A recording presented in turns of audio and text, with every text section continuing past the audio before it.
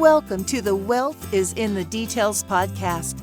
In this podcast, financial planner Peter Raskin helps families and business owners understand and prepare for their wealth journey.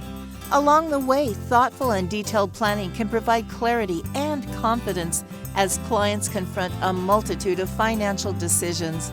Listen in as Peter shares stories and insight into people's wealth journeys. Now, let's get into today's podcast. Hello and welcome to Wealth is in the Details with Peter Raskin from Raskin Planning Group.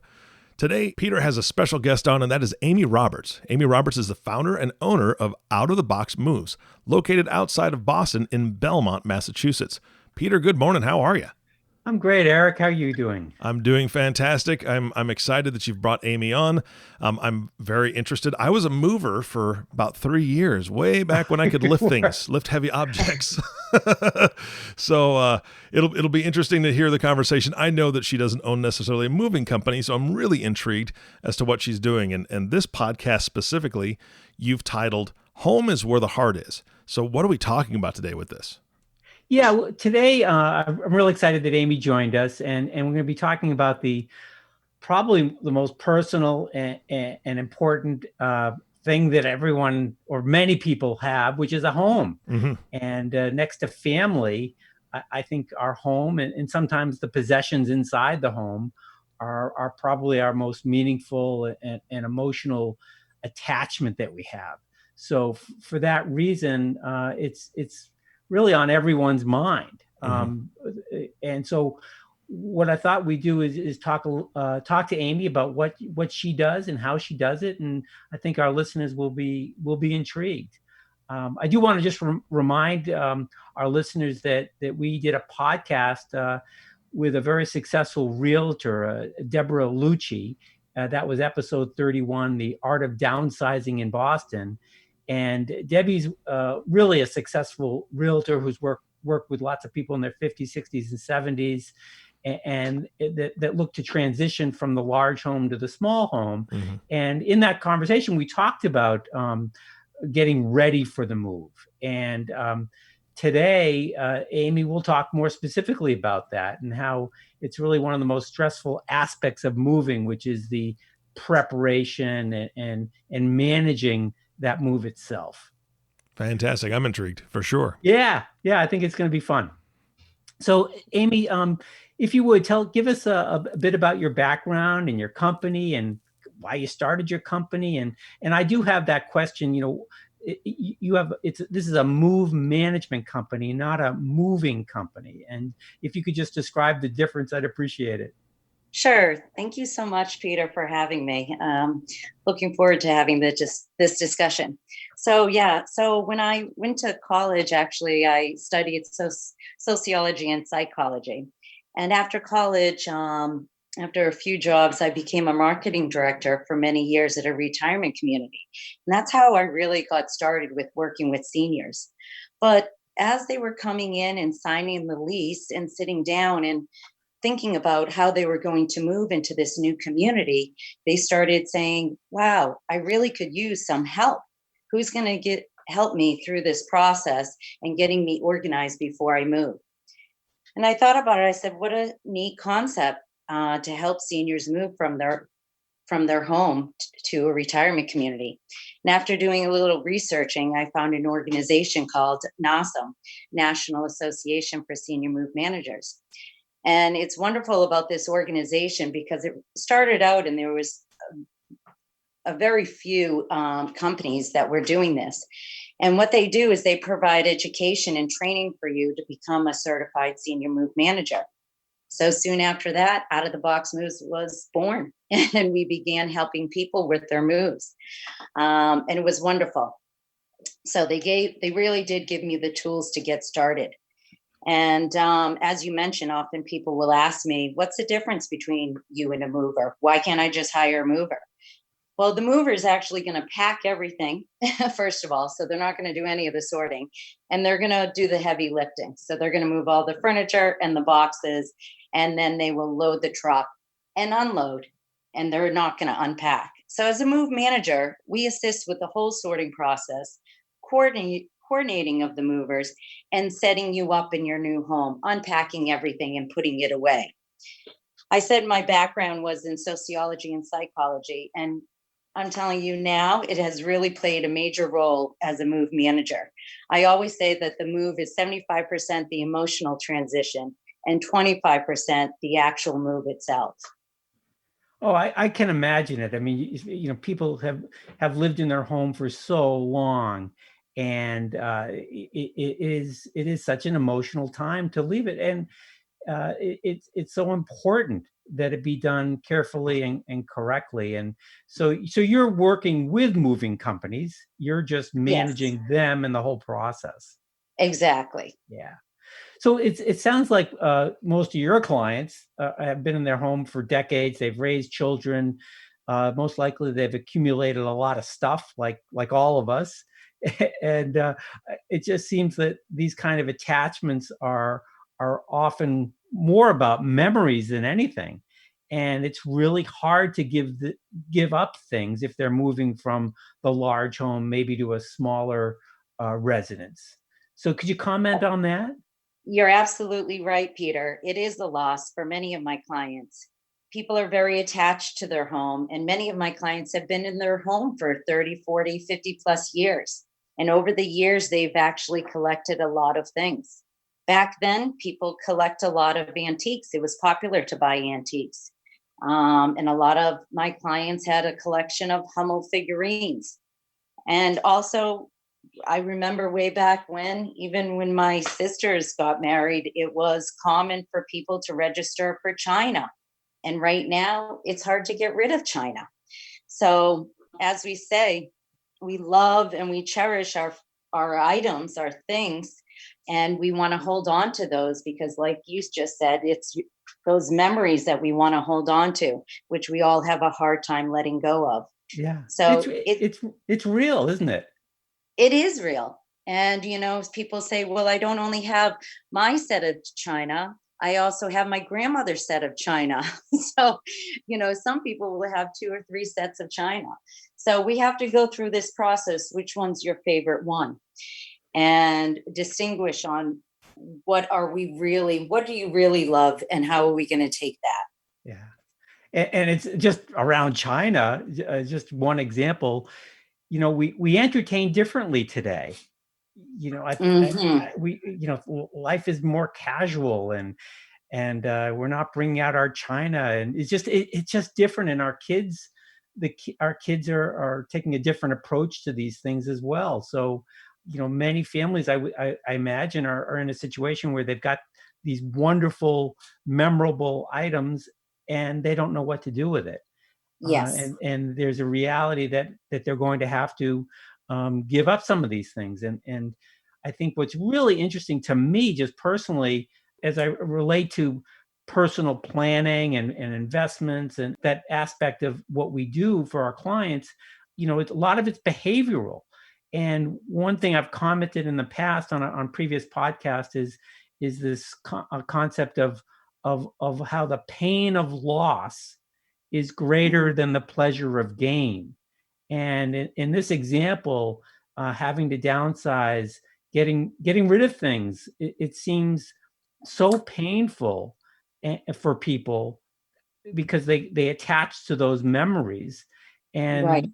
and that pain of that loss may be greater than the pleasure of the new residence or the new circumstance. Right. Um, do you agree? Oh, I absolutely. And sometimes getting through that, I just, for an example, I had one client who was really attached to her grandmother's couch, and it was tattered and it was time to let go of the couch. And she was really upset that she had to let go of it, but she knew it was the right thing to do to move forward into her smaller home. So on the clean out day, I had taken a little swatch of that couch. I cut out a piece of the fabric. And on her move in day, when she moved into her new apartment, I had given her this little gift and I had put the swatch of fabric into a shadow box. And when she opened this gift, she cried Oh, I because she imagine. didn't have to take the whole couch. but she had that small little swatch, which was just a little, a little piece of the couch, but a lot of memory of that couch. And she will cherish that little shadow box, I'm sure, forever. So we do try to help clients get rid of the items that they love and cherish, but in what way? Maybe taking a picture of it, maybe, giving it to someone who will appreciate it as much as they did. So we go through this process as we're trying to have the client let go of all those memories, but it is very, very difficult. Yeah, that sounds it. This is a great and wonderful story. So thanks for sharing that. So Amy, who are your typical clients, and why do you find that they're hiring a move manager? Well, I think my there is no typical client. First of all, my clients range in any age and any situation. So of course we have the traditional move, which is one home to another, and it could be in a similar town or out of state. And then we have the downsizing piece, where it's people who are coming from their big house in the suburbs into the city to a smaller place. Or we have the people like we were just talking about who have been living in their home for many, many years, 40, 50 plus years, and they need to downsize into a retirement community. And then lastly, it's, the parents who pass away and the children are left with the home and they need to get it ready to go in the market. So we tend to help them with dispersing the items inside the home, and it could be to them or to donate or sell, and then putting it on the market so they can sell. It's so interesting because my personal experience just with our own family is that it can be just as hard for the kids. Yes, it's a daunting task. Yeah, absolutely. And there's so many of those attachments and memories for the Yeah. family, and so that can be a really tough process as well. Yeah. So Amy, could you describe your typical process? You may not have a typical client, but do you have a process that you take everyone through? We do. And I think why, as you asked, why do people hire a move manager? And I really think honestly, why is because we provide, not only are we a single point of contact for the whole process, but we handle all the details from start to finish. So we provide reassurance and information to the client where they may not have some of this information, antique dealers and such. But most importantly, I think, Peter, it's such a stressful and overwhelming time that we relieve that emotional strain of moving. So as you know, moving is overwhelming, and we provide that service with that support. So we're doing a lot of hand holding.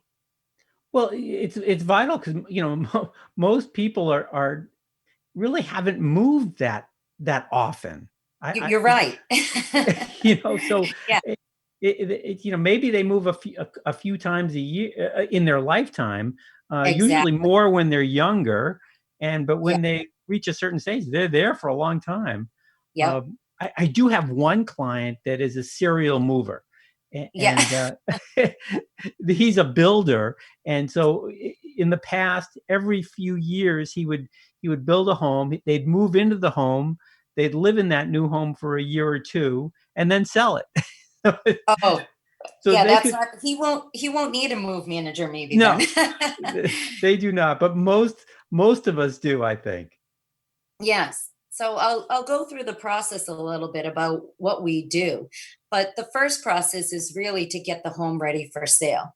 So when we're doing that, we have to sort through everything. We're labeling what to keep opposed to sell, or what to give to family or donate. And I want to take a minute to discuss how we assist the client with this decision making process, because that is what is so difficult for all the clients, is how to make that decision on what to keep and what not to keep. So every client makes the final decision of what they want to bring with them, but we can help them make that decision by asking them specific questions. So for example, we'll say, if they're looking at an iron, well, when's the last time that you used it? And now I'm noticing you have 2 irons. So is one broken? Will you even need one? And then we keep on going depending on what the item is. How many do you really have? Does it have emotional value to you that you absolutely can't live without? So as we're going through the process, we're asking them these questions, and they are making that decision themselves, actually. So after that is done, we'll pack all the items up that they want to keep that are not appropriate for staging. And then when we're staging, we are using not only a combination of the client's furnishings, but we have our own decorative items too to make the house ready for sale. But in the interim of all that, when the house is on its way to selling, we are working on their new home. So we're doing a floor plan for their new house, and we're discussing what items that they want to bring, especially the furniture pieces that they want to bring to their new house. And also we're discussing options of maybe new pieces of furniture to buy, because we also go out shopping with our clients to pick out new furniture. But once a house sells, we then start the preparing for the move. So we're like I mentioned, we're coordinating the movers, assisting with the packing, and then we're setting them up in their new home after the movers. So it's a lot of work. Especially we're working as a team with the client. But once we put everything away and we make their bed and hang the artwork, and they walk in and they say, wow, I can't believe it. And they do fall in love with their new home. It's a roller coaster ride emotionally, but they do in the end fall in love with their new home. Absolutely. The question for you: what's the how long does the process take? So, for example, the decisions about what to keep, looking at all the items. I mean, does this take days? Do you recommend weeks? What time There's horizon? no average, because it all depends on how big your house is. It also depends on how much is in a closet or cabinet. So you really can't say how long it would take, but I can tell you that we do work 4 hours at a time. So we're not working a long day of 8 hours. We're working 4 hours with that client doing the sorting. And after that, it's exhausting because the client is making all the decisions. So it can be tiring after the 4 hours. But every house I go into and I do a consult, and I will let you know ahead of time how many days I think that it would take to do the sorting process. I imagine that many of us, again, I'm talking personally, would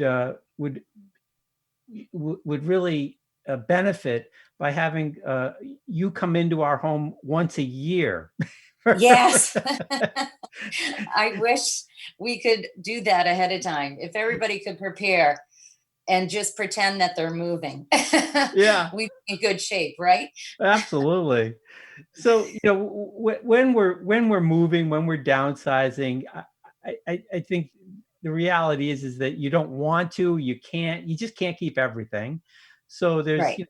wonderful furniture, these collectibles, the crystal, the china, the rugs, Yes. all your stuff. So your kids, your grandkids may not be interested in a lot of the things, especially the big things. Right. Maybe they aren't settled. Maybe they're not ready to keep them, or they don't want to. So what's a family to do? There's storage, there's sell, there's give to charity. How do you talk to your clients about making those decisions? And then where do you sell these things? And how do you actually go through the process of giving to charity? Right. So, although it is very difficult to sell items, we do have trusted relationships with vendors, antique dealers, consignment shops that we do business with. And what we end up doing is taking a picture of those items and emailing that to the antique dealer or the consignment shop. And then they are letting us know if they want to buy it or not and for how much. So it is a little bit of a process, but it's worth it, because I think for the most part, our clients are happy to sell it, and they want somebody else to enjoy it as much as they did. Because the clients have that emotional attachment, it's hard to let go. Yeah. Unfortunately, though, I do want to point out that the value of these items have changed over the years, and they are not worth as much. So some of my clients will express to me, well, I paid so much, 20, 30, 40 years ago for that dining room table. And it's sad, but the market is not the same anymore. So you have to sell it for a lot less. Most of my clients don't really want the things to end up in the landfill. So we try to find a new home for their belongings. If it's selling it or maybe donating it, as long as it's in good condition, we're able to find a charitable organization in need to give it to. So I think it's all comes down to just finding that right home, and the client is really happy about it because they want somebody to appreciate it as much as they did over the years. Sure. There's so much to keep organized. How do you actually Yeah. do that? How do you consolidate? What's the Well, process? I find it hard. we try to just categorize items into 5 groups to keep it very simple. And our first group is what you're going to keep, what the client's going to keep. Our second group is what to give to family or friends. Third is sell, then donate, and then discard. And we will coordinate various vendors to help expedite this process. So, like I mentioned before, getting an antique dealer in, calling charitable organizations. And if we have family that want certain things, maybe it's not much, but they may be out of state, we'll assist with the shipping of those items as well. So it's going through this process, but ultimately, I always say to the client, you're number one. So you pick what you want, and then we go from there.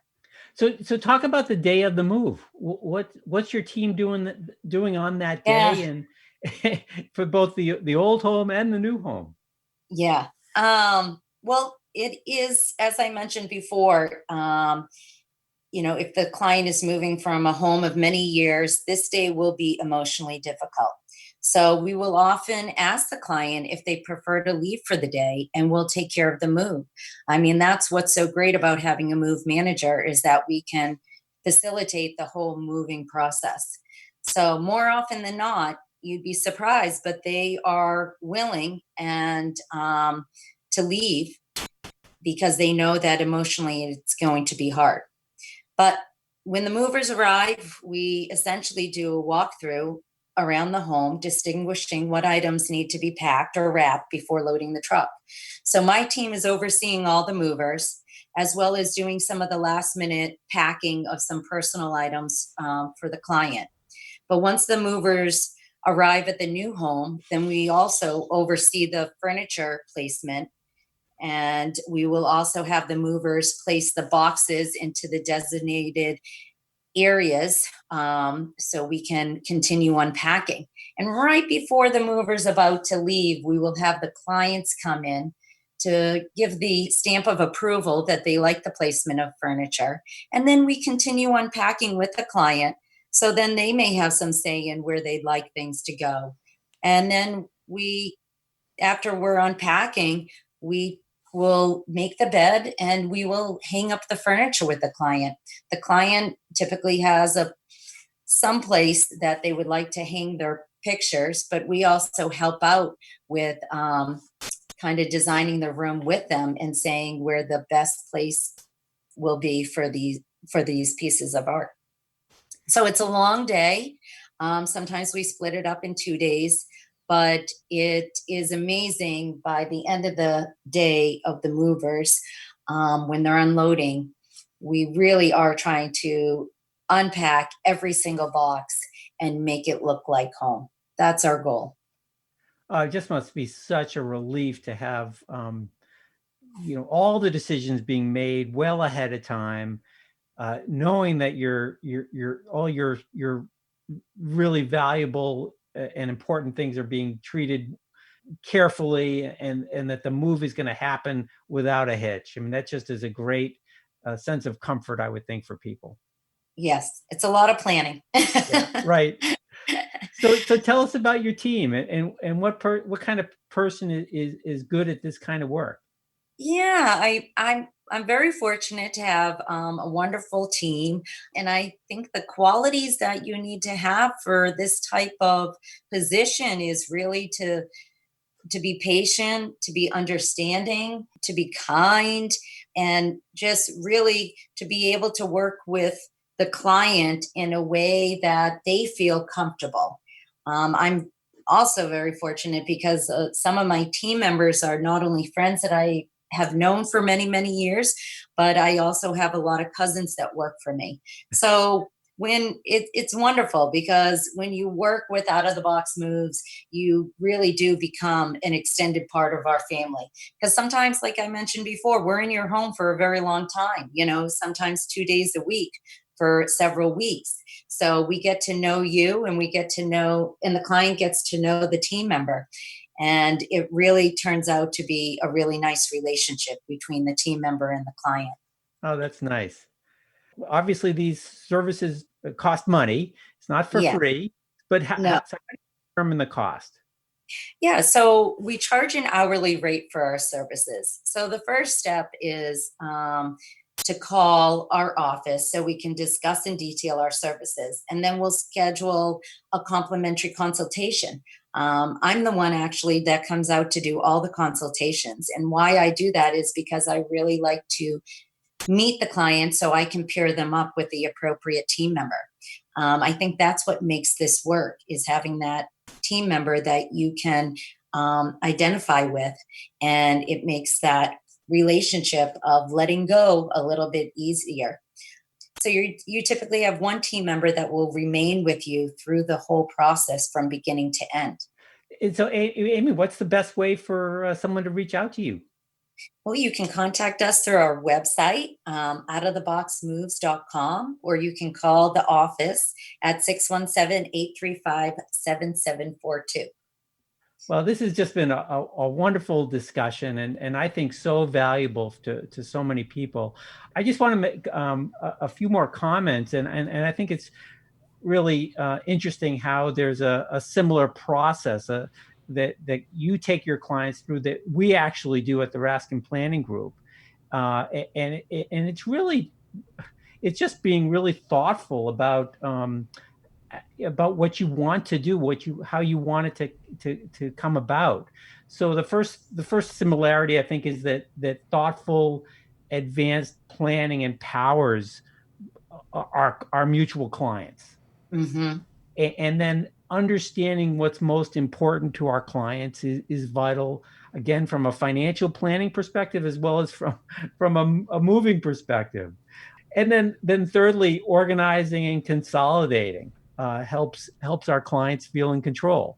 That's absolutely what you're doing, and we're doing the same thing. We're making sure our clients are organized, and they feel like they have a real handle on what they have and what it can do for them. And Mm-hmm. then, And making the decision. yeah, and the decision making is so important. Right. And then this is something I know that you focus a lot on, is anticipating and planning for the unexpected.